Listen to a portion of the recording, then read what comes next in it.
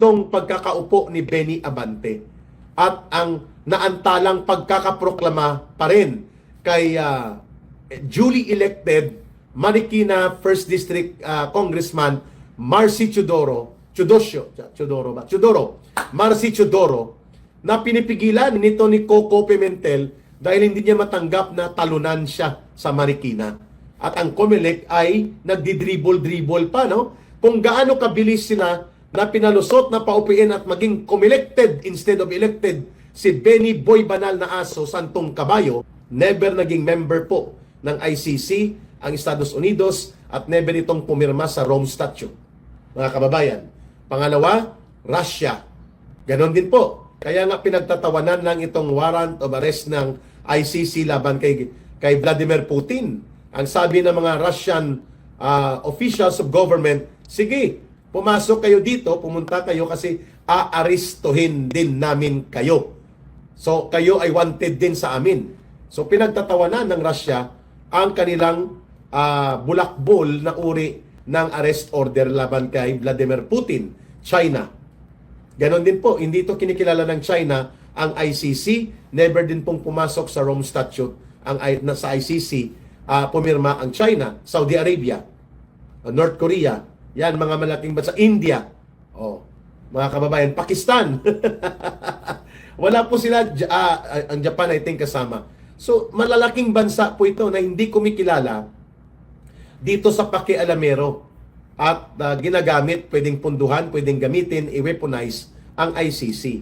Kaya the long and short of it, si Marcos at sila Rimulya at mga alipores ni Marcos, including Romualdez, they utilize the ICC as a weapon for political demolition job in order to eliminate Pangulong Duterte sa equation ng political landscape sa Pilipinas. Pero nagkamali sila kasi mas lalong lumaki ang problema nila.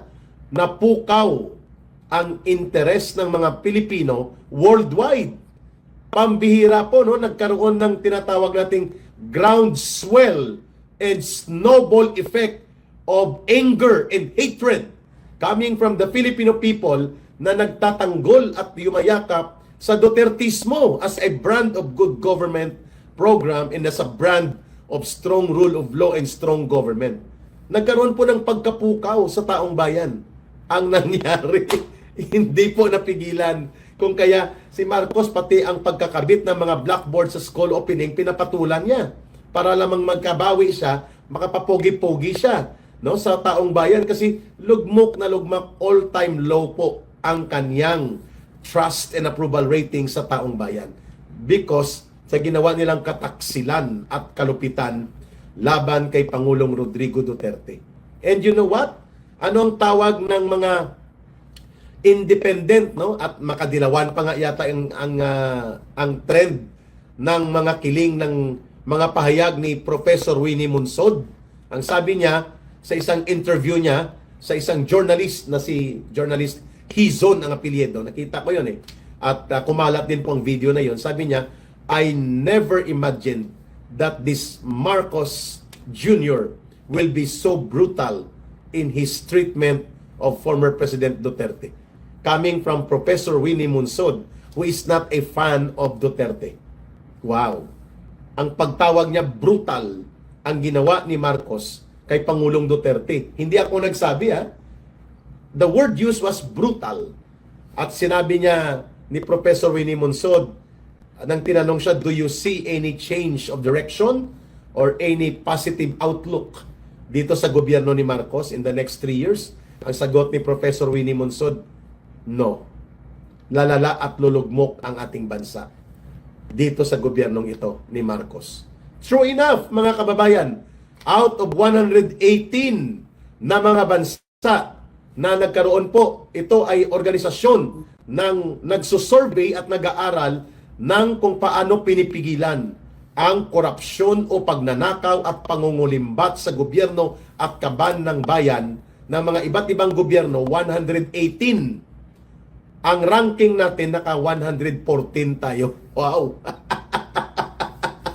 Mga kababayan, 114 out of 118 tayo. Ano lang ang bansa na naungusan natin, mga kababayan? Yemen at Somalia. Mga bansang pinuputakti ng mga civil war, mga pag-aalsa at pinaghaharian ng mga warlord at mga criminal syndicate. Yun po ang bansa na tayo ay nakaabansi lang. 114 out of 118 sa Corruption, Performance, and Perception Index sa buong mundo. Yan ang ibig sabihin ni Professor Winnie Monsod. Hindi niya nakikita kung saan patungo ang gobyernong ito sa mabuting direksyon under Marcos remaining 3 years in office. Wow! Kaya itong ICC po, bagamat sinabi natin bogus ito, wala tayong magagawa ngayon sapagkat nagkaroon ng actual physical custody si Pangulong Duterte. At alam niyo ba kung ano ang mayroon sa Estados Unidos? Mayroon po silang tinatawag na The Hague Invasion Act na ipinasa yata 2003 or 2004 sa panahon ni George Bush, kung saan sinasabi ng Hague Invasion Act na kapag mayroon pong mga US Armed Forces personnel, US na mga mamamayan o opisyal ng kanilang gobyerno na kinuha, inaresto ng ICC at dinitini nila sa Netherlands, ay kanilang i-rescue at kukunin nila sa custody ng ICC kung kinakailangang gamitan nila ng reasonable force. Imagine na ganun po ang pagpoprotekta ng gobyerno ng Estados Unidos sa kanilang mamamayan, sa kanilang mga security and armed forces, officers and personnel, at sa kanilang mga gobyerno na ayaw nilang ibigay ito sa mga pakialamero at walang entity para sa kanila. Bogus itong ICC na ito. To the point na kaya nilang puntahan at kunin doon sa Estados Unidos. Sa Netherlands. But it does not automatically apply kay Pangulong Duterte na gagawin yan ni Donald Trump. Kasi hindi naman po direktang mamamayan ng Estados Unidos si Pangulong Duterte. Bagamat sa isang pagkakataon po, naging maayos din ang ugnayan ni former President Duterte at ni US President Donald Trump.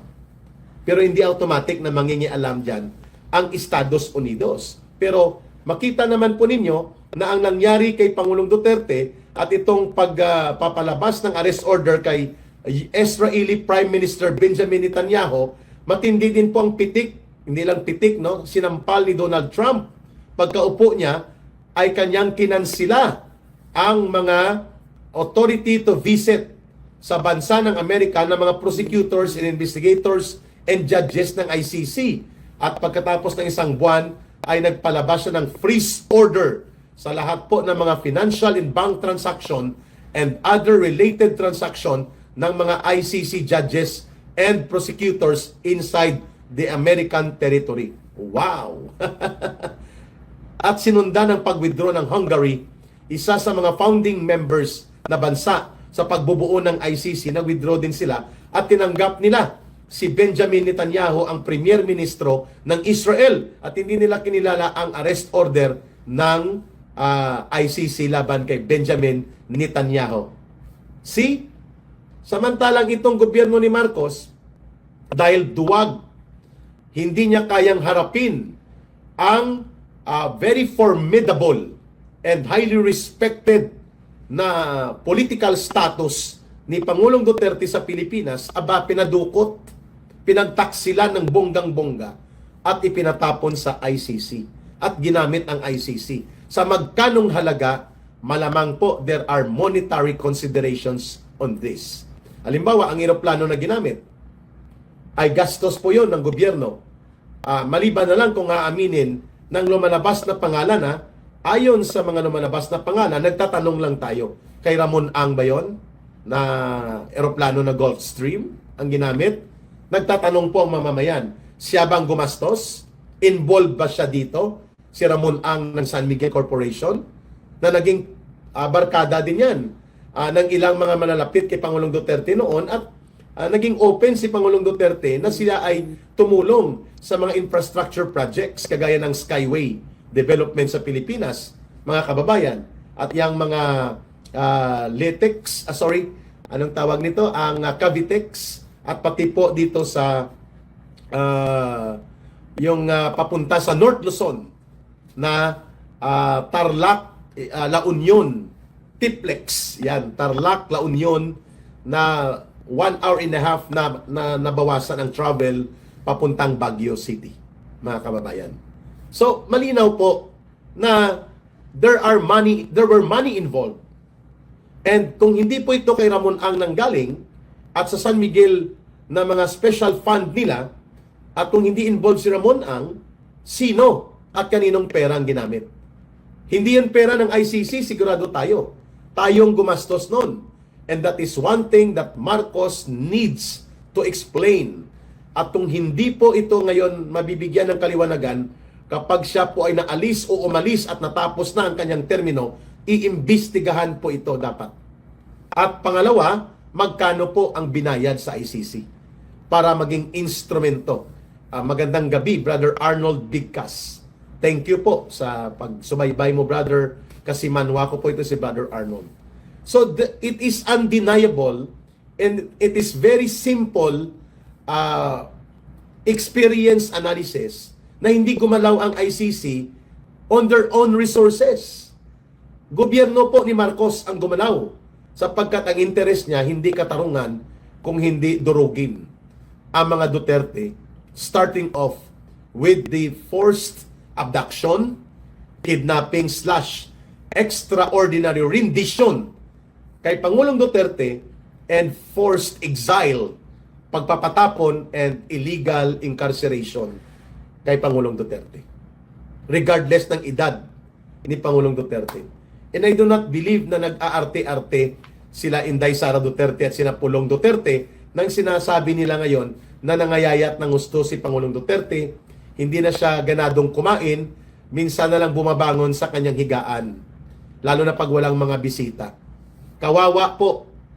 Kasi ang unang mararamdaman mo kapag ikaw ay ikinulong o ikaw ay kinuhanan ka ng kalayaan, lalo na kung hindi matuwid, walang dahilang tama at hindi makatarungan, kagaya ng nangyari kay Pangulong Duterte, ay hindi po malayo magkaroon ka ng anxiety, ng pagkabahala, at pwede po ang unang challenge mo diyan ay boredom and loneliness. Ang pagkalungkot at pagkabagot. Dahil diyan ka lang, nakaikot ka lang, bagamat maganda, aircon, malinis ang tubig, malinis ang pagkain, but it's a different situation, it's a different environment. You are detained and limited ang iyong paggalaw at hindi ka makakahalubilo sa mga mahal mo sa buhay and the usual group that gives you a very dynamic social life. Mawala po ito lahat. Kaya ang anxiety po o pagkabahala at pwedeng pagkawala ng gana sa buhay ay nagsisimula kapag ikaw po ay umaharap na sa tinatawag na boredom and loneliness, pagkabagot at pagkalungkot. Yan po ang nararanasan ni Pangulong Duterte. Kaya po masaklap, tama ang description po ni Professor Winnie Munsud na nang sinabi niya na brutal. The way she never expected, sabi niya, I quote her, I never expected that this Marcos administration will treat so brutally si former President Duterte. Wow. That was a very heavy statement, mga kababayan. So ano pong status ngayon sa ICC? Ang nagmaniobra po na hindi kaagad, sana po ay hiwala ng oposisyon pala ito, no? Iginiit ni Attorney Kaufman that there was indeed an informal, dahil hindi naman nakasulat, gentleman's agreement, so to speak, between the legal defense team ni Pangulong Duterte at sa mga prosecutors that they will not oppose the petition for interim release. At yan naman po ay napag-usapan nila. Subalit, nagmaniobra po pareho ang CPP, NPA, NDF na mayroong international operations sa Europe. May mga connection yan sa loob ng mga ICC investigators and prosecutors. And even si Marcos din at si Remulla at sila Romualdez nagmaniobra na hindi nila papayagan na si Pangulong Duterte makakalabas. So na-pressure ang mga panel of prosecutors to submit an opposition against sa petisyon to grant interim or conditional release kay Pangulong Duterte habang nasa trial stage pa lang naman ang kanyang kinakaharap na kaso sa ICC. Hindi po kaagad na-release si Pangulong Duterte because yung prosecution team ay binago nila at tinalikuran nila ang indirect informal agreement nila na wala ng pag-o-oppose. Proceed tayo sa trial, labanan natin sa ebidensya at mga testigo, pero ilabas natin si Pangulong Duterte sapagkat siya ay may edad na, mahina ng pangangatawan, hindi na ito makakatakas, at wala na siyang impluwensya para pakialaman pa, takutin o intimidate pa ang mga nag-aakusa o ano pa mang mga gagawin niyang pwedeng makaantala sa proseso ng trial. At yan naman ay nakasaad sa karapatan niya bilang tao under the United Nations Universal Declaration of Human Rights, under the United Nations International Convention on the Protection of Civil and Political Rights. Lahat ng yan po, at even sa loob ng Rome Statute, the interim release as a petition and a right of the accused can be granted and can be asserted by the accused. Even the Rome Statute that created the ICC. O bakit biglang nagkaroon po ng iskandalong ito na nagmaniobra ang CPP, NPA, NDF? All by them, hindi po sila niyan magagawa na sila lang. Binigyan po ito ng otoridad at proteksyon at suporta nila Marcos at Romualdez kung kaya nadugtungan at na-convince ang mga prosecutor sa ICC na talikuran ang naunang informal na kasunduan as a gentleman's agreement that they will no longer oppose kay Pangulong Duterte na pagkakarelease. Kaya bigla pong nabinbin at napornada ang pagpaparelease kay Pangulong Duterte. However, mga kababayan, ay according to Attorney Kaufman, baka isang buwan mula ngayon, so that's around July, or kalagitnaan pa ng Agosto, magkakaroon po ng positibong development na bibigyan ng paghatol o desisyon kung igagrant o hindi ang petition for interim release. And hopeful naman ang mga legal defense team na pwedeng makakuha pa rin po ng positibong pagbabago na pwede pong magbago ang kalagayan ni Pangulong Rodrigo Duterte. So, klaro na tayo The ICC physical custody ni Pangulong Duterte was never about the intention of Marcos or ng CPP, NPA, NDF na magkaroon ng katarungan daw doon sa kanilang ina-allege na mga crimes against humanity. No, it's not about that. It's about political demolition job to eliminate the physical presence of former President Duterte dahil takot na takot si Marcos na magkaroon ng mga malawak at malakas na pagsuporta ng mamamayan na magiging oposisyon sa kanilang ginagawang kalapastanganan sa poder at kapangyarihan nila at ang paglaganap ng mga pangungurakot at paglulustay sa kaban ng bayan. Kaya tinanggal si Pangulong Duterte at ang isusunod sana nila si Vice President Sara Duterte. Mukhang ito po ay basura na. Malabo na po ang impeachment trial ni Vice President Sara Duterte, July 2 na sa Pilipinas bukas. Tama ba? July 1 ba ngayon dito sa US? Nako-confuse tuloy ako sa mga time zone, no? Mga kababayan, I think gabi, July 1 sa Pilipinas, I think. Tama. At bukas, July 2 na, hindi po natin nakikita na magkaroon pa ng pag-usad ang trial na ito. Sapagkat wala na po ang ibang mga senador, hindi na po nakaupo dyan si Nancy Binay, wala na po si Coco Pimentel, wala na po sila Bong Revilla, wala na po si Lola Grace Po. Mga 4 or 5 ang wala na. So hindi pa po nakakapanumpa ang ibang mga senador. So doon pa po sila magkikita ulit sa unang sesyon nila doon sa July 28 pa. Paki-explain po ang confidential fund ni Tambaluslos. May discussion tayo mamaya sa confidential fund, no?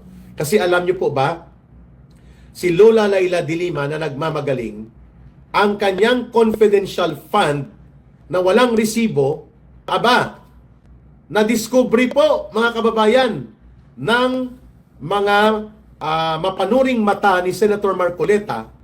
I think that was before pa siya maging senador, at ngayon po tiningnan ko, tumutugma nga ang datos. 91 million pesos noong 2015 bilang Department of Justice Secretary si De Lima ang nakuha na confidential fund sa Department of Justice under her na walang resibo, walang disbursement vouchers, walang liquidation support and receipts, mga kababayan. At yan ay valid na hanapin pa rin sa kanya, sapagkat yan ay pera ng mamamayan. Wala pong, hindi naman yata nag-proscribe ang krimen na yan ng pangungulimbat. Plunder po yan, ha.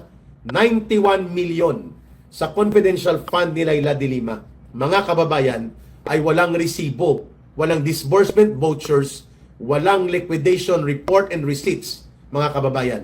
Hindi kagaya kay Vice President Sara Duterte na complied po ito according to the audit rules of the Commission on Audit.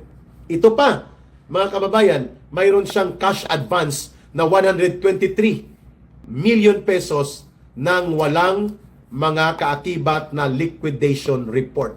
Unaccounted po. Wow! 123 million pesos unaccounted ni Leila De Lima, kung saan ginamit, saan niya pinapunta ang pundong 123 million noong 2015 bilang cash advance at 91 million sa confidential fund. Walang vouchers for disbursement, walang corresponding basic receipt of report and liquidation. Wow! Pag-usapan natin yan mamaya, no? And then ang COMELEC ngayon, na sinasabi ko, itong pagkakaupo ni Benny Abante at ang naantalang pagkakaproklama pa rin kay duly elected Marikina 1st District Congressman Marcy Chodoro, Marcy Chodoro, na pinipigilan nito ni Coco Pimentel dahil hindi niya matanggap na talunan siya sa Marikina. At ang COMELEC ay nagdi-dribble-dribble pa, no? Kung gaano kabilis sila na pinalusot na paupuin at maging comelected instead of elected si Benny Boy Banal na Aso, Santong Kabayo, gano'n naman sila kapagal at kapalusot na hindi pinoproklama ang duly elected na congressman sa Marikina na si Marcy Chodoro. Wow! At marami pa pong ibang pag-uusapan natin sa sindikato ng COMELEC na ibinunyag po ni Attorney Glenn Chong. At kapag pinag-uusapan po ang sindikato ng COMELEC, walang ibang pumapasok sa isip natin. It's Marcos and Romualdez. At alam niyo po ba, bago tayo magtapos, mayroon pong involvement na 3 billion pesos equivalent of bribery na itinuturo ni Ginoong Okada, yung pinakamalaking casino resort hotel dyan sa Manila, na Okada, Manila. Tinuturo niya si Martin Romualdez na involved sa lobby operation of bribery at upang makalusot at makabalik ang mga Okada Group na sila ang mag-take over sa korporasyon ng Okada Manila. At ito ay nasa record ng Delaware County Court dito sa Estados Unidos. So, hindi katakataka na kung may ganyang record pala si Martin Romualdez ng mga panunuhol at mga maniobra sa mga transaksyon ng mga pagpapalusot involving money operations na may kahakibat na kasindikatuhan, hindi malayo po na itong pagpapaupo kay Benny Abante bilang maging attack dog nila sa loob ng Kongreso ay may money involved din. At hindi malayo po involved din si Marcos at si Romualdez sa kasindikatuhan nila George Garcia at ng COMELEC. At yun nga mga kababayan, anong masasabi niyo sa balitang ito? Maaring ihayag ang inyong opinyon at kuro-kuro sa comment section sa ibaba. Huwag din kalimutang mag-like, mag-subscribe at mag-share sa bidyong ito. Maraming salamat sa panonood.